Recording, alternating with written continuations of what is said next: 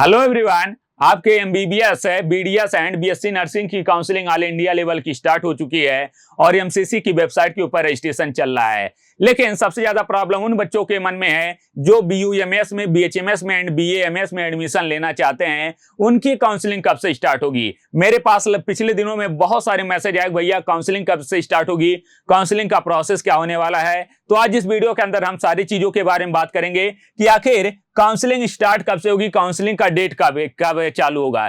तो इसके बारे में एग्जैक्ट बात करेंगे, ये अब से काउंसलिंग स्टार्ट हो जाएगी। साथ में मोस्ट इंपॉर्टेंट आपका बीएमएस का कट ऑफ कितना होने वाला 2024 के लिए, एग्जैक्ट कट ऑफ की बात करेंगे ताकि आप अपने जो प्रोग्राम है उसको मैनेज कर पाएं। अगर आपको एडमिशन लेना है, आपका रैंक है तो आप एडमिशन लीजिए, आप काउंसलिंग में पार्टिसिपेट करिए। नहीं, अगर आपको नहीं मिल रहा इस रैंक के रेंज के अंदर तो आप किसी दूसरे कोर्स के लिए अपनी तैयारी को आगे बढ़ा सकते हैं। तो चलिए शुरू करते हैं। सबसे पहले अगर हम बात करेंगे काउंसलिंग का डेट क्या होगा, तो काउंसलिंग के डेट के लिए जो मोस्ट एक्सपेक्टेड डेट है वो है आपका 2 सितंबर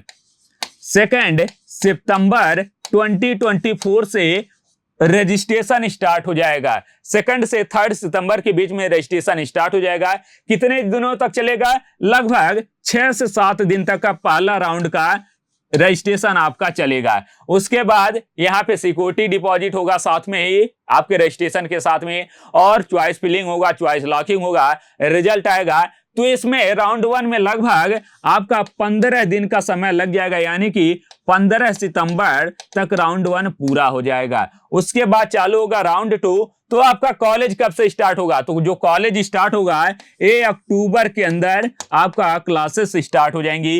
ये तो बात हो गई डेट की।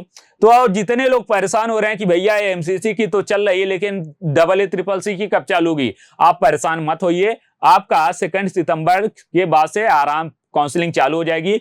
स्टेट की काउंसलिंग बहुत सारे चालू हो गए, जैसे गुजरात का चालू हो गया, तेलंगाना का चालू हो गया। तो आपके स्टेट की काउंसलिंग भी चल रही है, कुछ स्टेट चालू कर दिए हैं, जैसे यूपी है। यूपी कब चालू करेगा? यूपी AA CCC के बाद चालू करता है, क्योंकि इसके पास अभी कुछ ऐसे कॉलेज हैं जिनकी परमिट आनी बाकी है। एक और मोस्ट इंपॉर्टेंट बात आपके लिए जानना जरूरी है कि कौन से कॉलेज की परमिट इस साल मिली है, कौन से नहीं, उसमें आप एडमिशन लीजिएगा। फिर बात करते हैं कि काउंसलिंग का प्रोसेस क्या होगा। जो काउंसलिंग का प्रोसेस होता है, मोस्ट इंपॉर्टेंट थिंग्स होता है, आपको अगर अपनी काउंसलिंग करानी है तो आपको इसी प्रोसेस के थ्रू जाना पड़ेगा। तो कैसे काउंसलिंग होता है? तो अगर आप AA CCC में पार्टिसिपेट करते हैं तो आपको सबसे पहले वेबसाइट की बात करें, यहाँ पे AACCC.gov.in पे आपको जाना होगा। रजिस्ट्रेशन यहाँ पे आप करिएगा। रजिस्ट्रेशन करने के बाद पेमेंट ऑफ फीस, अब रजिस्ट्रेशन करिएगा तो फीस पेमेंट कितना होगा? 1000 रुपए आपका फीस पेमेंट होता है। साथ में 10,000 रुपए आपका सिक्योरिटी मनी डिपॉजिट होता है। 10,000 रुपए सिक्योरिटी मनी, 1,000 रुपए फीस है। सबमिशन एंड उसके बाद चॉइस लॉक करेंगे। आपका जो प्रेफरेंस लिस्ट रहेगा वहां पे आप चॉइस लॉक करेंगे, आप अपना प्रेफरेंस लिस्ट बनाएंगे। अब प्रेफरेंस लिस्ट कैसे बनाना उसका बहुत ज्यादा जरूरी होता है, क्योंकि अगर आपने गलत प्रेफरेंस लिस्ट बना दिया तो आपको एक गलत कॉलेज अलॉट हो जाएगा, या फिर हो सकता है कि आपको कॉलेज ही ना मिले। तो प्रेफरेंस लिस्ट आप है उनसे बनवाइए जो एक से चीज में एक्सपर्ट हो। यहाँ पे आती है हमारी टीम जो कि मोस्ट सबसे ज्यादा काउंसलिंग करके देती है प्रोसेस का। तो यहाँ पे आपको हमारे टीम से संपर्क कर सकते हैं। हमारी टीम का जो नंबर है 9555060834। आप यहाँ पे मैसेज करिए। काउंसलिंग का जो फीस होता है बहुत ही मिनिमम 1499, इसमें आपको कंप्लीट गाइडेंस मिलने वाला है। साथ में आपको काउंसलिंग के लिए प्रेफरेंस कैसे बनानी उसकी बात भी यहाँ पे आपको मिल जाएगी। तो अगर आपको काउंसलिंग से रिलेटेड कोई भी डाउट हो आप इस नंबर पे मैसेज करिए और यहाँ पे आपको कंप्लीट सपोर्ट मिलने वाला है। अब आते हैं काउंसलिंग के प्रोसेस के ऊपर कि काउंसलिंग आपको करनी कैसे है। अब यहाँ पे जब आप काउंसलिंग के लिए जाएंगे तो सबसे पहले आपको रजिस्ट्रेशन करना होगा। रजिस्ट्रेशन करने के बाद आपका फीस पेमेंट होगा। फीस पेमेंट होने के बाद आपका चॉइस लॉक होगा। जैसे ही आप चॉइस लॉक करेंगे उसके बाद रिजल्ट आएगा। तो रिजल्ट आते ही आपका फर्स्ट राउंड का रिजल्ट आया। अगर आपने कॉलेज ले लिया, कॉलेज आपको अलॉट हुआ, आपने जाकर वहां पे एडमिशन की फॉर्मेलिटी पूरी की, तो यहाँ पे आपका क्या हो जाएगा? एडमिशन हो जाएगा। लेकिन आपके पास एक और ऑप्शन होता है, आप फ्री एग्जिट ले सकते हैं। अगर आपने कॉलेज पे गया ही नहीं तो वहां पे आपका फ्री एग्जिट माना जाएगा और आपका जो पैसा है, सिक्योरिटी मनी है, वो आपके अकाउंट में आ जाएगी। साथ में अगर आप अपग्रेडेशन के लिए जाना चाहते हैं तो आप अपग्रेडेशन के लिए भी यहाँ पे जा सकते हैं। Willing for the upgradation to the round 2, यहाँ पे राउंड 2 के लिए अपग्रेडेशन होता है। राउंड 2 में जैसे ही आपको अपग्रेड कॉलेज मिलेगा, आप वहां पे जाइएगा, display for the newly added vacancy. अब वहां पे आपको एक सीट मैट्रिक्स मिल जाएगा। उस सीट मैट्रिक्स में लिखा रहेगा कि आपके कितने कॉलेज है राउंड 2 में, कितने सीट बची हुई हैं। अब उन सीट में आप क्या कर सकते हैं, अपने अकॉर्डिंग चॉइस फिलिंग कर सकते हैं, उसमें से एक कॉलेज आपको अलॉट हो जाएगा। साथ में राउंड 2 के लिए फ्रेश रजिस्ट्रेशन होगा। क्या जो राउंड 1 में रजिस्ट्रेशन किए थे उनको भी करना होगा? नहीं, उनको रजिस्ट्रेशन नहीं करना होगा। क्या जो राउंड 3 में पार्टिसिपेट करना चाहते हैं, राउंड 2 में नहीं बैठना चाहते हैं, उनको राउंड 2 में करना होगा? नहीं, उनको भी नहीं करना होगा। आप चाहे राउंड 1 में कर सकते हैं, राउंड 2 में कर सकते हैं, राउंड 3 में कर सकते हैं, किसी एक में भी आप रजिस्ट्रेशन कर सकते हैं। साथ में अगर आपको कॉलेज अलॉट हो गया है तो क्या कॉलेज अलॉट होने के बाद आप जाइएगा, आप अपने कॉलेज में एडमिशन लीजिएगा।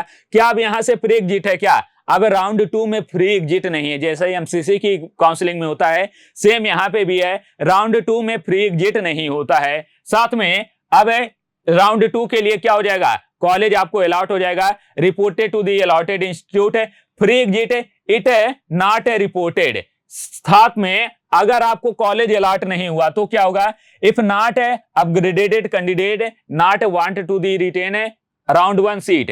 अगर आपको कॉलेज अलॉट नहीं हुआ तो आप क्या कर सकते हैं, राउंड 3 में जा सकते हैं। अब राउंड 3 में कैसे जाएंगे उसकी बात करते हैं।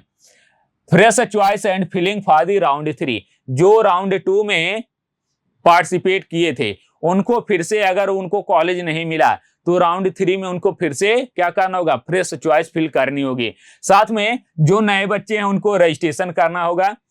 राउंड 2 में reported allotted institute complete admission formalities, free exit if not reported, यहाँ पे फ्री एग्जिट का ऑप्शन दिया गया है। राउंड 3 की बात करते हैं।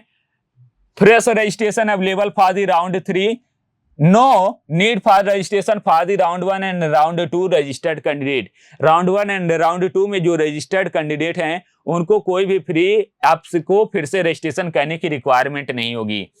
राउंड 3 सीट अलॉटेड, अगर सीट अलॉट हो गया, reported allotted institute complete the admission process, if not reported withdrawn the security money will be forfeited and the he will be eligible for the further Ayush counseling central or pool quota।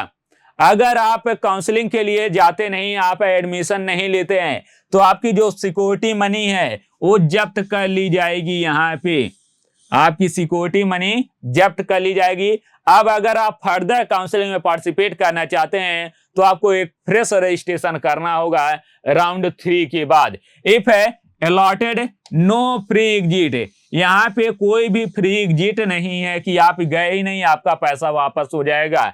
Participate in the SBR and fill in the choice. क्या अगर आपको allotted नहीं होता है तो आप special vacancy round के अंदर फिर से पार्टिसिपेट कर सकते हैं और वहां पे चॉइस फिल कर सकते हैं। Fresh choice and locking for the SBR, फिर से क्या होगा, आपका स्पेशल वैकेंसी राउंड के अंदर चॉइस फिलिंग होगा। If submit undertaking for the stay vacancy round, अगर आपको कॉलेज अलॉट हो गया, कॉलेज अलॉट हुआ, stay vacancy round, seat allotted, reported to the allotted institute, complete the admission formalities. अब यहाँ पे आपका एडमिशन फॉर्मेलिटी पूरी हो जाएगी, यहाँ पे भी कोई फ्री एग्जिट नहीं दिया गया है। साथ में stay vacancy round, seat allotted, if not allowed no free exit. अगर यहाँ पे आपका कोई भी कॉलेज अलाउट नहीं हुआ तो आप फ्री एग्जिट ले लिया। लेकिन अगर if allotted no free exit, अगर आपको कॉलेज अलॉट हो गया तो कोई भी फ्री एग्जिट यहाँ पे नहीं है और यहाँ पे क्या हो जाता है, आपका राउंड खत्म हो जाता है। इसके बाद चालू हो जाता है आपका स्टेट का काउंसलिंग। ये तो बात हो गई कि आपका कैसे काउंसलिंग का प्रोसेस चलेगा। तो फ्री एग्जिट कहाँ कहाँ पे है, केवल राउंड 1 में है, राउंड 2 में है, राउंड 3 राउंड 4 में फ्री एग्जिट नहीं दिया गया है, ये ध्यान रखना है। साथ में राउंड 3 में आपका सिक्योरिटी मनी जब्त हो जाएगा, इसको भी ध्यान रखना है। अगर आप राउंड 4 में काउंसलिंग में पार्टिसिपेट करते हैं और आपको कॉलेज नहीं मिलता है तो आप स्टेट काउंसलिंग में पार्टिसिपेट कर सकते हैं आसानी से, कोई दिक्कत नहीं है। लेकिन अगर यहाँ पे आपने राउंड 4 में कॉलेज लिया और फ्री एग्जिट कर लिया, तो आप बहुत सारे स्टेट ऐसे हैं जो अपने यहाँ की काउंसलिंग से बैन कर देते हैं, अपने यहाँ की काउंसलिंग में बैठने नहीं देते हैं। इस चीज का भी ध्यान रखना। तो अगर ये हो गया हमारे काउंसलिंग का प्रोसेस। अब काउंसलिंग कैसे चलेगी, काउंसलिंग का पूरा यहाँ पे डेट क्या होगा मैंने बता दिया कि लगभग 2 सितंबर से चालू होगा। आपके डॉक्यूमेंट कौन कौन से लगेंगे उसके बारे में एक अलग वीडियो मैंने बना रखा है। अब आते हैं कट ऑफ के ऊपर कि कट ऑफ कितना होने वाला है। आपका जो कट ऑफ होने वाला है, सबसे ज्यादा पूछा गया क्वेश्चन है, आपका जो कट ऑफ होने वाला है BMS की 2024 की, वो है आपका जनरल कैटेगरी से। अगर आप जनरल कैटेगरी से हैं तो आपको इस साल 1 लाख से 1,15,000 के आसपास रैंक अगर आपकी है तो आसानी से मिल जाएगा। साथ में ओबीसी की बात करें 1 लाख से 1,10,000 मिल जाएगा। नंबर की बात करें 575। एससी कैटेगरी का 2,60,467 नंबर और एसटी कैटेगरी की 5 लाख है, आपका 300 नंबर पे मिल जाएगा। साथ में ईडब्ल्यूएस की बात करें तो आपका 1,10,000 से 1,15,000 के बीच में अगर रैंक है तो आपको आसानी से कॉलेज मिल जाएगा ऑल इंडिया कोटा की। अब है यूपी की काउंसलिंग कब से चालू होगी और यूपी के कौन कौन से कॉलेज की परमिशन आई है उसके बारे में एक अलग वीडियो है, आप उसको जरूर जाके चेकआउट करिएगा। मिलते हैं नेक्स्ट वीडियो में। अगर आपको काउंसलिंग से रिलेटेड कोई भी प्रॉब्लम हो, कोई भी डाउट हो तो आप हमारे काउंसलिंग सपोर्ट नंबर पे मैसेज करिए। यहाँ पे आपको कंप्लीट सपोर्ट मिलने वाला है। इसकी जो फीस होने वाली बहुत ही मिनिमम होने वाली है। तो चलिए मिलते हैं नेक्स्ट वीडियो में, तब तक के लिए थैंक यू, नमस्ते।